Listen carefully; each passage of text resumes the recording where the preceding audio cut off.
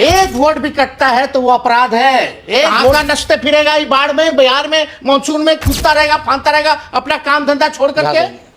और अपना सबसे पहला सवाल जो हम लोगों ने इलेक्शन कमीशन के सामने लाया, हालांकि बिहार का जो चुनाव आयोग है वो केवल सुनता है, निर्णय लेने का अधिकार उसको नहीं है। दिल्ली में जो लोग बैठे हैं निर्णय वो लोग लेते हैं, ये केवल डाक घर का काम करता है। तो हमने डाक में जाकर के अपनी बातों को रख दिया है। दिल्ली में जो बैठे हैं सारे सवाल उनको दिए हैं, कई सुझाव भी दिया है और कई सवाल भी पूछे हैं। और दिल्ली में बैठे लोग किसके इशारे पे चलते हैं आप सब लोगों से अच्छा और कोई नहीं जानता। तो हमने मुख्य तौर पे सबसे बड़ा प्रश्न हमने ये खड़ा किया है, अभी बारिश हो रही है, वाटर लेवल नदियों का हाई है, लगातार बढ़ोतरी हो रही है, यानी बिहार में इस समय फ्लड फाइटिंग का काम होता है, फ्लड फाइटिंग का काम होता है। और बिहार में लोग बाढ़ से 73% क्षेत्र बिहार का बाढ़ से डूबा रहता है। बाढ़ से प्रभावित वाले जो घर परिवार, जो परिवार हैं, कौन जाति के हैं, कौन धर्म के हैं, आप सबको पता है। उनका मकान भी कच्चा है, फुअर का है, घर छोड़ छोड़ करके दूसरे जगह वो जाते हैं। तो ये सवाल सबसे बड़ा है कि सरकार, इलेक्शन कमीशन, वही लोग काम करेंगे, सरकारी अधिकारी ही काम करेंगे। तो वो सरकारी अधिकारी जान और राहत में लगेगा, जान बचाने में और राहत देने में लगेगा कि लोगों से डॉक्यूमेंट मांगेगा। और आनंद फानंद क्या थी, लोकसभा चुनाव के बाद से प्रक्रिया शुरू कर देते 1 साल पहले, और आपने किसी पॉलिटिकल पार्टी को कॉन्फिडेंस में नहीं लिया, ना सहयोग मांगा। हम लोग पॉलिटिकल पार्टी हैं, इसमें लगते और आप लोकसभा के बाद से ही कराना शुरू कर देते। लोकसभा का चुनाव हो गया, 1 साल से ऊपर हो गया, अब तक ये काम भी हो गया होता, कोई प्रश्न नहीं पूछता आपसे। तो एक तो टाइमिंग को लेकर के हम लोगों ने सवाल पूछा है कि 25 दिन में 8 करोड़ लोगों का कैसे होगा। अब रही दूसरी बात, जो बिहार से लोग पलायन करने जाते हैं, जो मजदूरी करने जाते हैं, जो काम करने जाते हैं, जो लोग बिहार के लोग जो दवा इलाज के लिए जाते हैं, मरीज होंगे अस्पतालों में, गंभीर होंगे, उनके परिवार के लोग वहाँ होंगे, कई लोग जो है अलग अलग शहरों में काम करते हैं, लगभग उनकी जो संख्या है, पढ़ाई के लिए जो लोग बाहर जाते हैं उनकी तकरीबन संख्या जो है 4.5 करोड़ के आसपास है। अब 4.5 करोड़ लोग वापस कैसे आएंगे? वो वोट देने तो आता है, लेकिन उनके पास अगर डॉक्यूमेंट नहीं है तो डॉक्यूमेंट बनाने आना होगा, फिर फॉर्म भरने आना होगा। फॉर्म ऑनलाइन भी किया जा सकता है, लेकिन अगर डॉक्यूमेंट नहीं होगा तो डॉक्यूमेंट बनाने आना होगा। तो क्या इलेक्शन कमीशन ने भारतीय रेलवे से या भारत सरकार से रेलवे मुफ्त कराने की, रेलवे चलाने की व्यवस्था कराई है? क्योंकि गरीब रेल का यात्री है। आज पैसा कौन देगा? रेलवे का आने जाने का किराया कौन देगा? मान लो अपना पॉकेट से भी गरीब मजदूर खर्च करता भी है बिहार आने के लिए, वोटर लिस्ट बनाने के लिए, अपना काम धंधा छोड़ करके आने के लिए, तो क्या टिकट कंफर्म हो पाएगा रेलवे का? क्या भारतीय रेलवे के पास क्षमता है कि 4 करोड़ लोगों को 2 दिन में, 4 दिन में यहां ले आए? ताकि डॉक्यूमेंट बनाने में भी 10-15 दिन लगते हैं। और डॉक्यूमेंट जब बनता है भैया, तो बिहार में बिना घूस दिए हुए नहीं बनता है।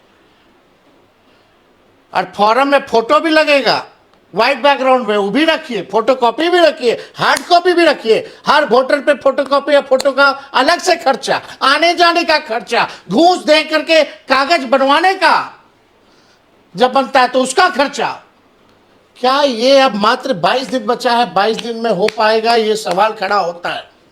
और जिनका वोटर लिस्ट से नाम कटेगा, यानी उस देश के नागरिक नहीं होंगे क्या? तब तो उनका पेंशन भी बंद हो जाएगा, उनका राशन भी बंद हो जाएगा। यह गंभीर सवाल है।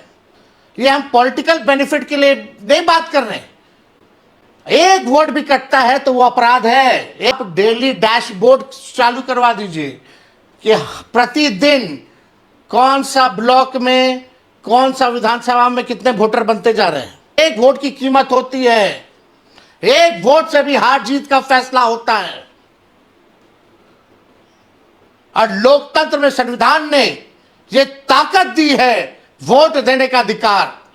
18 साल का जो हो जाएगा उसको वोट देने का अधिकार होता है, यह हमारे संविधान में लिखा है। तो यह बड़ा सवाल जो है खड़ा करता है कि छोट वोट का राज मतलब छोट का राज, आप गरीबों से आप वोट का अधिकार छीनना चाहते हो।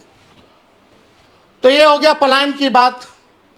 तीसरी महत्वपूर्ण बात, जो 11 डॉक्यूमेंट जो मांगा गया है, जो 11 डॉक्यूमेंट मांगे गए हैं वो गरीब के पास है ही नहीं।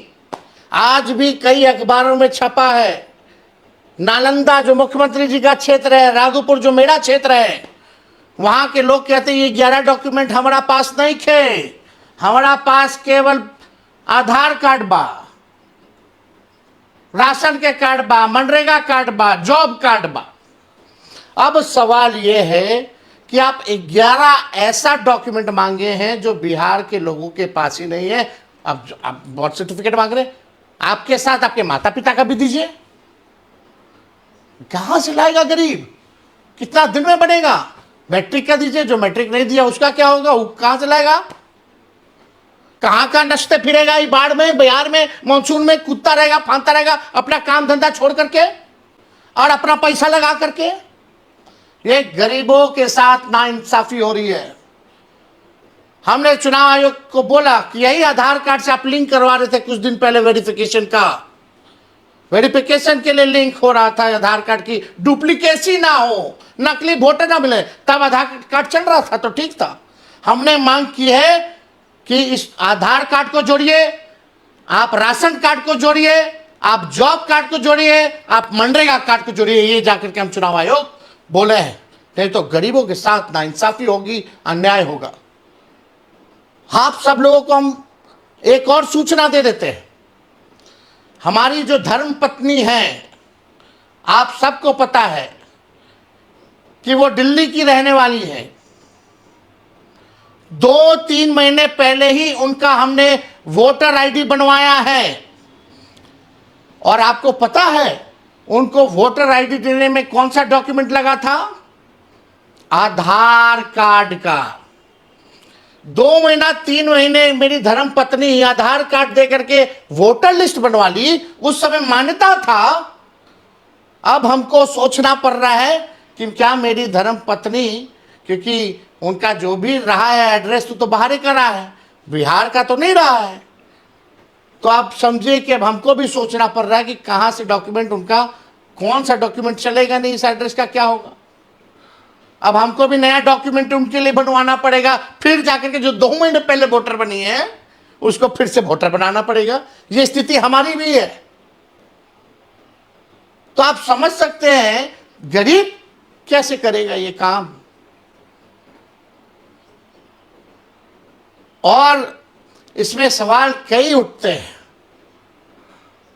हम लोगों ने मांग की, अगर आप इतने कॉन्फिडेंट हैं इलेक्शन कमीशन डॉक्यूमेंट देने के लिए, आप करा लीजिएगा 8 करोड़ लोगों का, तो आप डेली डैशबोर्ड चालू करवा दीजिए कि प्रतिदिन कौन सा ब्लॉक में, कौन सा विधानसभा में कितने वोटर बनते जा रहे हैं, कौन सा जिला में, कौन सा विधानसभा वाइज कितने वोटर बनते चले जा रहे हैं। डेली प्रोग्रेस भी तो पता चले लोगों को। जब इलेक्शन कमीशन को पता है तो लोगों के बीच लाइए, पब्लिक डोमेन में लाइए, कितना प्रतिदिन जो है वोटर बन रहे हैं।